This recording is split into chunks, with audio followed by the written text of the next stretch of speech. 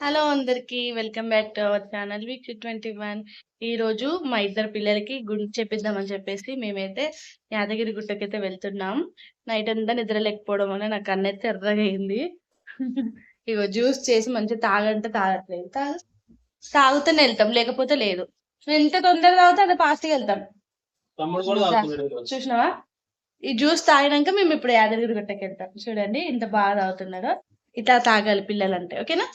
ఇగో పూజ అయితే మార్నింగ్ అయిపోయింది, కానీ ఇక వెళ్లే ముందు మొక్కుకొని ఇక బయలుదేరుతున్నాం. ఇక పిల్లలకి బట్టలు ఇంకా తినడం కోసం పిల్లలకి స్నాక్స్ అయితే తీసుకెళ్తున్నాము. ఇక ఫైనల్లీ మేమైతే వెళ్తున్నాం యాదగిరిగుట్ట. గోవిందా గోవిందా. ఇక ట్రాఫిక్ అయితే చాలా ఉండే. ఇక ఫైనల్లీ ఒక ఫస్ట్ టోల్ గేట్ దగ్గరికి అయితే వచ్చేసాము. టోల్ గేట్ దగ్గర అంకుల్ అయితే పలికాయలు అమ్ముతున్నాడు. ఇక నాకు కూడా పలికాయలు తినాలనిపించి 2 ఇవ్వమంటే ఒకటి ఉంది అని చెప్పేసి ఇక ఆయనతో ఒకటి కూడా మాకే ఇచ్చేసాడు, కానీ అస్సలు బాగాలేవు. 30 రూపీస్ వేస్ట్ అనిపించింది. యాదగిరిగుట్టకి ఎందుకు వెళ్తున్నామంటే మా ఇద్దరు ఫస్ట్ పుట్టెంటికలు అయితే తిరుపతి వెంకటేశ్వర స్వామికి అయితే ఇచ్చాము. ఇక సెకండ్ టైం అయితే యాదగిరిగుట్టకి ఇద్దామని చెప్పేసి అయితే మొక్కుతున్నాము. పెద్ద బాబు కూడా అలానే చేసాము, ఇక చిన్న బాబుకి కూడా అలానే చేసాము. ఇక చిన్న బాబుకి హెయిర్ బాగా పెరిగి చికాకు అయితే చేస్తున్నాడని ఇక యాదగిరిగుట్టకి అయితే వచ్చేసాము. ఇంత ఎండలో ఎలా వెళ్తామో అనుకున్నాం, కానీ క్లైమేట్ కొంచెం చేంజ్ అయిపోయింది. అక్కడక్కడ కొన్ని చినుకులు కూడా పడుతూ ఉన్నాయి. అంటే అటు ఎండ ఇంకా వాన రెండు మిక్సింగ్ అయ్యి వస్తున్నాయి అన్నమాట. పార్కింగ్ దగ్గరికి అయితే వచ్చేసాము. ఇక్కడ కార్ పార్కింగ్, అక్కడ వాళ్ళు వెయిట్ చేస్తుంది అయితే పైన కొండపైకి ఎక్కడం కోసం బస్ అయితే అక్కడ దొరుకుతుంది మనకి. వెహికల్ పార్కింగ్ చార్జెస్ అయితే 50 రూపీస్ అయితే ఉంటాయి. ఇక మేము గుండు చేసుకోవాలి కాబట్టి ఇక కళ్యాణకట్టకైతే వెళ్తున్నాము. కళ్యాణకట్టకి ఇలాగే స్ట్రైట్ గా వెళ్ళాలి. ఇక అక్కడికి వెళ్ళొచ్చిన తర్వాత పార్కింగ్ చేసుకోవచ్చు. మనకు టికెట్ చూపిస్తే వాళ్ళు పంపించేస్తారు. ఇంతకు ముందు అయితే పైనే కళ్యాణకట్ట ఉండేది, కాకపోతే ఇప్పుడు అలా లేదు. ఇక మేమైతే కళ్యాణకట్ట దగ్గర అయితే ఉన్నాము ఇప్పుడు. ఎండ బాగా పడుతుంది కదరా, కాలు కాలుతున్నాయి మనకి. పాప ఎత్తుకో, కాలు కాలుతుంది, ఎత్తుకోని. మధ్యలో లైట్ గా వర్షం పడింది, కానీ ఇక కళ్యాణకట్టకు వచ్చేసరికి అయితే ఏంటైతే మామూలుగా లేదు. చిన్నోడిని మా హస్బెండ్, ఇక పెద్దోడు నేనైతే ఎత్తుకొని కళ్యాణకట్ట దగ్గరికి అయితే వచ్చేసాము. అలా కొన్ని పిక్స్ అయితే దిగి లోపలికి అయితే వెళ్తున్నాము. లోపలికి వెళ్ళిన తర్వాత మనకైతే టికెట్ కౌంటర్ అయితే కనిపిస్తుంది. టికెట్ కౌంటర్ లో గుండైనా మొక్కు కత్తర్లైనా పుట్టు వెంట్రుకలు ఏదైనా కూడా 50 రూపీస్ అయితే టికెట్ తీసుకోవాలి. ఆ టికెట్ ఇంకా వాళ్ళే మనకి బ్లేడ్ అయితే ఇస్తారు. ఇంకా ఆ బ్లేడ్ ఇంకా టోకెన్ నెంబర్ పట్టి మనము ఇక్కడ అయితే రావాలి. ఇక్కడ టోకెన్ నెంబర్ చూసుకొని ఆ నెంబర్ దగ్గరికి వెళ్తే వాళ్ళే మనకి గుండె అయినా పుట్టు వెంట్రుకలు ఏవైనా కూడా తీసేస్తారు. ఇక నేను మా బుడ్డోళ్ళు ఇద్దరికి స్నానం అయిన తర్వాత ఇక తూడ్చి బట్టలు అయితే వేస్తున్నాను. నాకైతే చాలా బాగా అనిపించింది. ఇంకా అందులోనే ఉండి ఆడుకోవాలనిపించింది, కానీ నేనైతే ఇక డ్రెస్ అయితే తీసుకెళ్లలేదు. మా హస్బెండ్ వచ్చిన తర్వాత ఇద్దరు పిల్లల్ని అప్పచెప్పి ఇక నేనైతే వెళ్ళాను. ఇక కాళ్ళు చేతులు కడుక్కొని అలా కొంచెం మొహం కడుక్కొని నీళ్ళైతే చల్లుకున్నాను. ఇక అలా చేస్తే కొంచెం స్నానం చేసినట్టే కదా అని చెప్పేసి. లాస్ట్ టైం యశ్కు గుండు చేసినప్పుడు అయితే వాటర్ అంతా గ్రీన్ కలర్ లో ఉండే, అసలు బాగాలేకున్నంత పాకురు పాకురుగా అనిపించింది. అసలు దిగాలంటేనే భయం వేసేటట్టుగా ఉండే వాటర్, కానీ ఈసారి మాత్రం చాలా ఫ్రెష్ గా ఉన్నాయి. ఈసారి కూడా అలానే ఉంటాయని చెప్పేసి నేను ఇంకో డ్రెస్ కూడా తెచ్చుకోలేదు. లేదంటే నేను మా హస్బెండ్ ఇంకా పిల్లలతో నేను కూడా ఎంజాయ్ చేసేదాన్ని. యాదగిరిగుట్ట అంటే చిన్నప్పుడు అయితే చాలా హ్యాపీగా ఫీల్ అయ్యే వాళ్ళం యాదగిరిగుట్టకి వెళ్తున్నామంటే. ఎందుకంటే మా ఫ్యామిలీకి ఇంటి వెలుపు ఈ యాదగిరి నరసింహస్వామి. సో ఎవరికి పిల్లలు పుట్టినా కూడా ఏదైనా కూడా ఇక్కడికే వచ్చేవాళ్ళం. వ్రతానికైనా, పిల్లలు పుట్టినప్పుడు పుట్టెంటుకలకైనా కూడా. అలా నా చిన్నప్పుడు నేను మా ఫ్యామిలీ మెంబర్స్ అందరం వచ్చిన డేస్ అయితే చాలా గుర్తొచ్చాయి.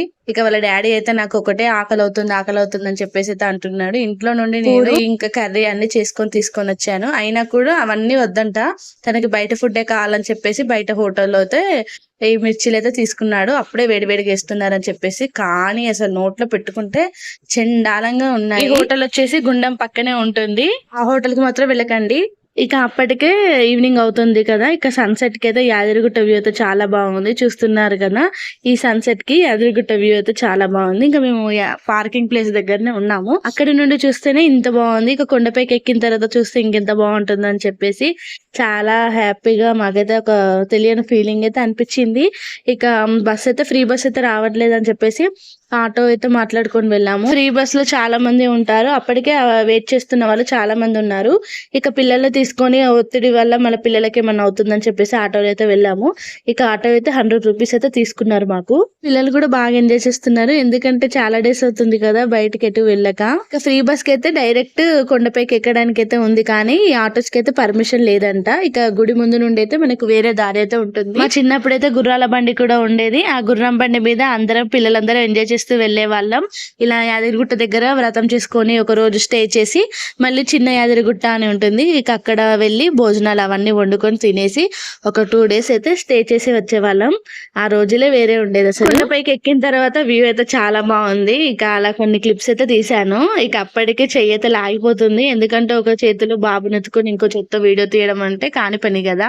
ఇక మేము ఫస్ట్ అయితే ఆంజనేయ స్వామికి కొబ్బరికాయ కొట్టడానికి అయితే వెళ్తున్నాము. మనం దర్శనానికి నరసింహస్వామి దగ్గరికి వెళ్లే ముందైతే ఆంజనేయ స్వామి దగ్గర కొబ్బరికాయ కొట్టిన తర్వాతనే దర్శనానికి అయితే వెళ్ళాలి. గుండం పక్కనే ఆంజనేయ స్వామి గుడి అయితే ఉంది, కానీ ఎప్పటికీ నా చిన్నప్పటి నుండి మేము ఈ ఆంజనేయ స్వామికి కొబ్బరికాయ కొట్టి దర్శనానికి అయితే వెళ్తామని చెప్పేసి ఆంజనేయ స్వామి గుడి దగ్గరికి అయితే వచ్చాము. చాలా మంది ఈ ఆంజనేయ స్వామి గుడి దగ్గర కొట్టిన తర్వాత లేకపోతే గుండం పక్కన కూడా ఇంకో ఆంజనేయ స్వామి గుడి అయితే ఉంది. ఎందుకులే ఎప్పటి నుండో మనం ఈ ఆంజనేయ స్వామి దగ్గరనే కొడతాం కదా అని చెప్పేసి అక్కడే కొబ్బరికాయ కొట్టి ఇక దర్శనానికి అయితే వెళ్ళాము. దర్శనం అయితే చాలా తొందరగా అయిపోయింది. దర్శనానికి ఎంత టైం పడుతుందో అని చెప్పేసి అనుకున్నాను, కానీ చాలా తొందరగా అయిపోయింది. ఇక ఆ అదృష్టం ఏంటంటే స్వామివారిని అలాగే ఒక 5 నిమిషాల పాటు చూసే అంత భాగ్యం అయితే కలిగింది. ఇక నా చేతిలో మా పెద్దోడు, మా హస్బెండ్ చేతిలో చిన్నోడు అయితే ఉన్నారు. ఇక పిల్లలు ఉన్నారని చెప్పేసి ఏమో వాళ్ళైతే మమ్మల్ని అస్సలు వెళ్ళమని అయితే పక్కన నెట్టలేదు. ఇక అలానే మేము చాలా సేపు అలా స్వామివారిని చూస్తూ మొక్కుకున్నాము. ఇక్కడ కనిపిస్తున్న దీపం అయితే స్వామివారి అఖండ దీపం. చూసిన వాళ్ళు తప్పకుండా మొక్కుకోండి, అనుకున్న కోరికలు కూడా ఖచ్చితంగా నెరవేరుతాయి. ఇక పిల్లలు కూడా ఎటు వెళ్ళట్లేదు కదా, ఇక పిల్లలకు కూడా చాలా బోర్ కొడుతుంది. అలా ఎప్పుడైనా బయటికి వెళ్తే బాగా ఎంజాయ్ చేస్తున్నారు. ఇక అలా అటు ఇటు వెళ్ళడం కంటే ఇంకా గుడులు గోపురాలు తిరగడం బెటర్ అనిపించింది నాకైతే. వెళ్తుంటేనే పిల్లలు ఇద్దరైతే పడుకున్నారు. ఇక వెళ్ళిన తర్వాత ఏదైనా తినిపించి మళ్ళీ పడుకోబెట్టాలి. చూసారు కదా, వీడియో నచ్చినట్లయితే please like, share and subscribe to my channel. Thank you.